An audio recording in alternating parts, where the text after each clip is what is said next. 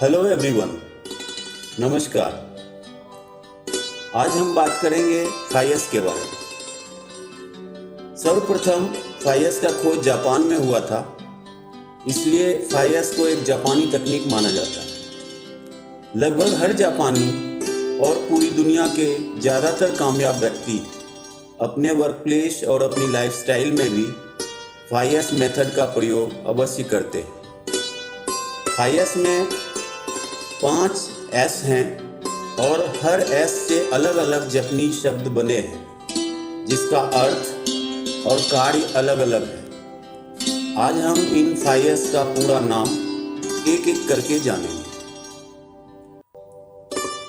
फायस को जापानी भाषा में और इसका अर्थ हिंदी और इंग्लिश में इस प्रकार है। पहला S in Japanese that is seiri, जिसका मतलब होता है शॉर्टिंग, छटाई करना। दूसरा एस से जो है सीटोन, इसका मतलब होता है सेट इन ऑर्डर, यानी उसको व्यवस्थित ढंग से रखना। थर्ड एस है सीसो, जिसे इंग्लिश में बोलते हैं शाइन, मतलब चमकदार बनाना, साफ सुथरा करके चमकीला बनाना। फोर्थ एस है सीकेट्सु, जिसको इंग्लिश में बोलते हैं स्टैंडर्डाइज, मानकीकरण। एंड फिफ्थ वन इज शित्सुके, जिसको इंग्लिश में बोलते हैं सस्टेनेबल, अनुशासन, डिसिप्लिन। पहला एस सेरी, जिसका मतलब है छटाई करना। सबसे पहले सभी वस्तुओं की एक सूची बना लें। जो वस्तुएं जरूरी हैं उनकी एक लिस्ट बना लें और जो जरूरी नहीं है उन्हें अलग कर दें। यह फायस का पहला स्टेप है। छटाई का मतलब है अलग अलग करना। इसमें हम अपने काम की वस्तुओं को अपने पास रखते हैं और जो काम की ना हो उसे हटा देते हैं। जितनी मात्रा में वस्तुओं की जरूरत है उतना ही स्टॉक रखते हैं, क्योंकि फालतू की वस्तुओं से काम की वस्तुओं को ढूंढने में ज़्यादा समय लग जाता है। 1S का इम्प्लीमेंट करने के लिए बेकार वस्तुओं को हटा दें। इन्हें हटाने से पहले हम उसकी एक लिस्ट बना लें और कंफर्म करें कि जो वस्तुएं हम हटा रहे हैं वो हमारे किसी काम की नहीं है। वस्तुएं जिस प्रकार से उपयोग में लाई जानी हो या जिस क्रम में वस्तुओं को यूज किया जाना हो, उन्हें उस क्रम में रखें। जैसा कि हम जानते हैं कि वस्तुओं को उपयोग के हिसाब से रखने में कम स्थान की जरूरत पड़ती है। अब हम जानते हैं कि वस्तुओं की सूची बनाए कैसे। जो वस्तुएं उपयोग में नहीं आने वाली है उनको अलग स्थान पर कहीं दूर रखें। जिन वस्तुओं की जरूरत बार बार पड़ती है उनको सबसे पास रखें, ताकि ढूंढने में समय ना लगे। अब जो वस्तुएं उपयोग के अनुसार निकली है उन्हें जरूरत के अनुसार लगाएं। जो वस्तुएं सबसे ज़्यादा यूज में आती है उन्हें सबसे पास और जो कम यूज में आती हैं उन्हें दूर में रखें। ऐसा करने से कार्य क्षेत्र अच्छा दिखेगा, वस्तुओं को खोजने में टाइम नहीं लगेगा, किसी भी वस्तु को चेक करने में समय कम लगेगा। अब बात करते हैं दूसरे एस सीटोन, जिसको हमने बताया था कि सेटिंग ऑर्डर इंग्लिश में बोलते हैं और हिंदी में व्यवस्थित ढंग से रखना। उपयोग में आने वाली वस्तुओं का एक क्रम निर्धारित करें। उस वस्तु स्थान को उसका नाम दें और उस वस्तु को उपयोग होने के बाद उसी जगह रखें जहां उसका स्थान बनाया गया है। सुव्यवस्था का मतलब है सभी चीजों की एक निर्धारित जगह हो और सभी चीजें अपनी जगह पर हो।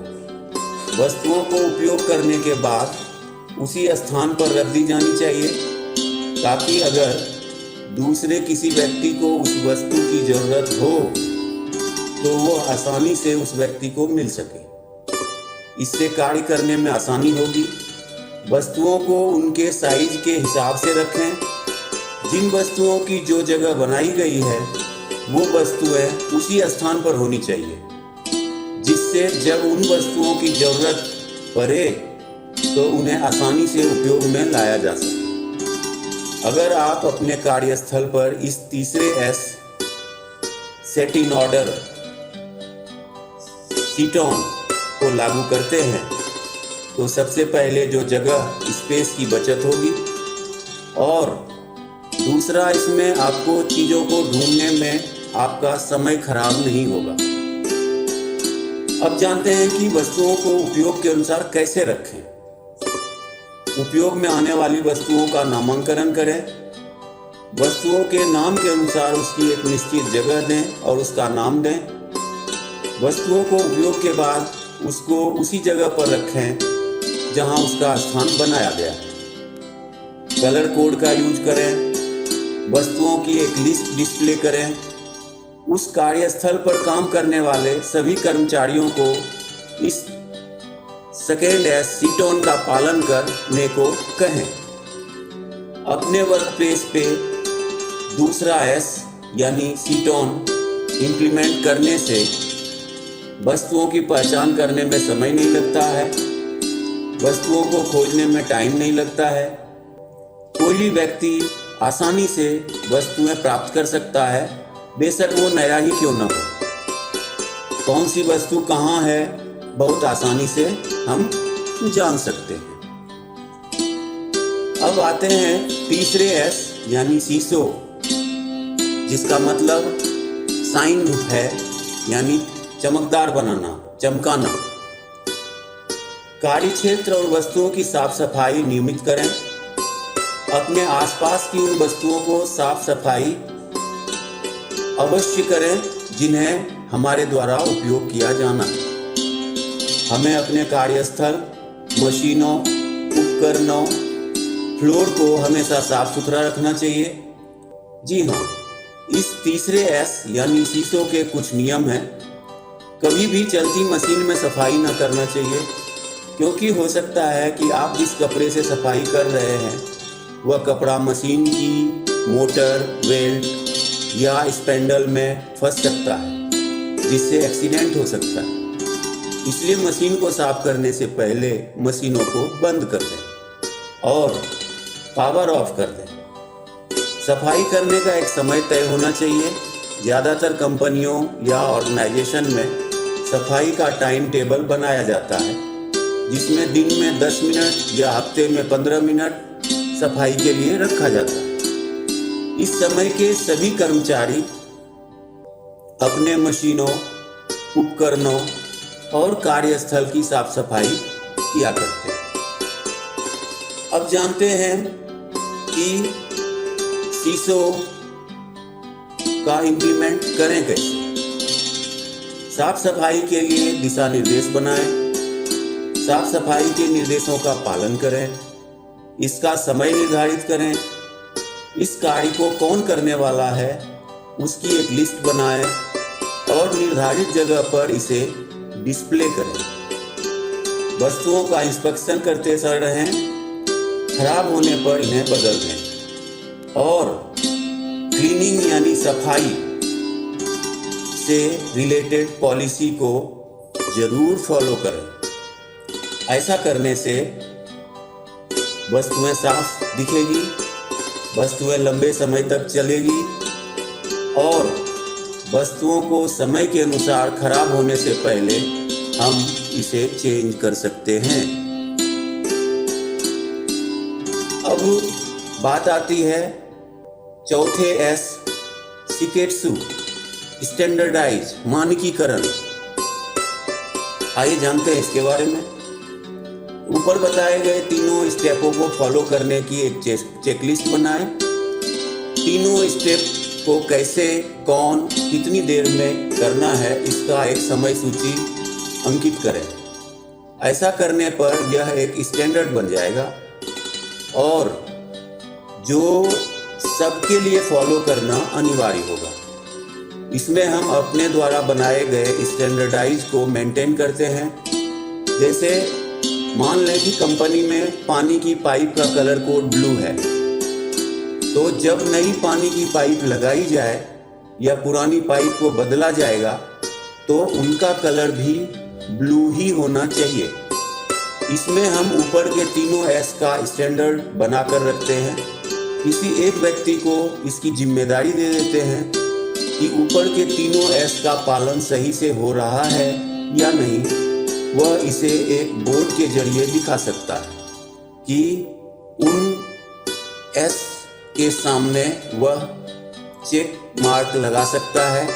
अच्छी हाउसकीपिंग की आदत को बनाए रखें। कंपनी के स्टैंडर्डाइज की समय समय पर जांच होती रहनी चाहिए। अब सवाल उठता है कि स्टैंडर्डाइज प्रैक्टिस को हम फॉलो कैसे करें या अपने वर्क प्लेस पे इसे इम्प्लीमेंट कैसे करें। FIS के अंतर्गत जो भी कार्य निर्धारित करें सबका दिशा निर्देश बनाएं। कार्य को करने में होने वाली वस्तुओं की एक चेकलिस्ट बनाएं और डेली चेक करें। सभी लोगों की रिस्पॉन्सिबिलिटी तय करें। कार्य करने में लगने वाले समय का आकलन करें।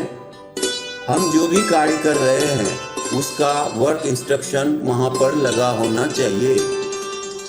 वर्क इंस्ट्रक्शन के अनुसार ही कार्य करना चाहिए।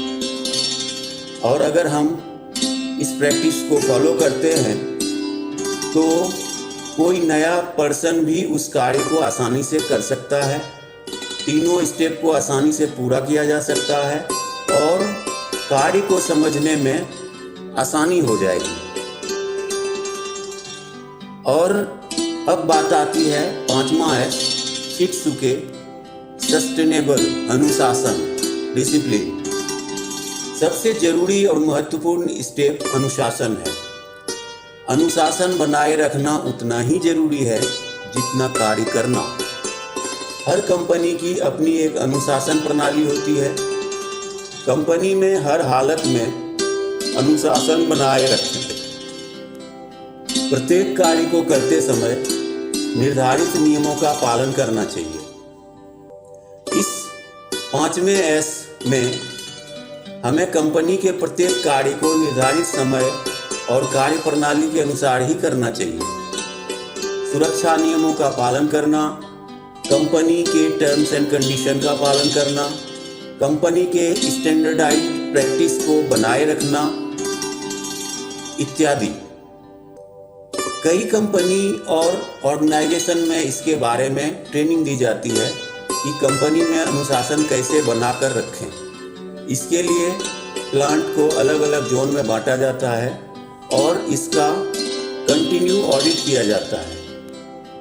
तो ये बहुत ज़रूरी है कि आप बनाए गए आदेश का पालन करते रहें। अब अनुशासन, सस्टेनेबल 5वां एस को इम्प्लीमेंट करने के किन किन बातों का ध्यान रखना है, हम उसके बारे में थोड़ा जानते हैं। रोज मॉनिटरिंग करें। सभी कर्मचारियों को इसके बारे में ट्रेनिंग दें। कर्मचारियों को मोटिवेट करें कि वह कंपनी में अनुशासन बनाए रखें। समय समय पर हर लेवल पर ऑडिट करना चाहिए। सभी कर्मचारियों के बीच कम्युनिकेशन सिस्टम अच्छा होना चाहिए। रेड टैग प्रणाली का इस्तेमाल करना चाहिए और टीम वर्क बना करके लोगों को आपस में काम करना चाहिए। ये था FIS के बारे में। आपने जो कुछ भी समझा और सीखा, आपसे अनुरोध है कि इसको आप अपने वर्क प्लेस पे इसका इम्प्लीमेंट करें। तभी इस FIS की जानकारी का इम्पोर्टेंस आपके लिए है, आपके वर्क प्लेस के लिए है। सो उम्मीद करता हूँ कि आप इस जानकारी को अपनी रोज़मर्रा की लाइफ में इस्तेमाल ज़रूर करेंगे। धन्यवाद।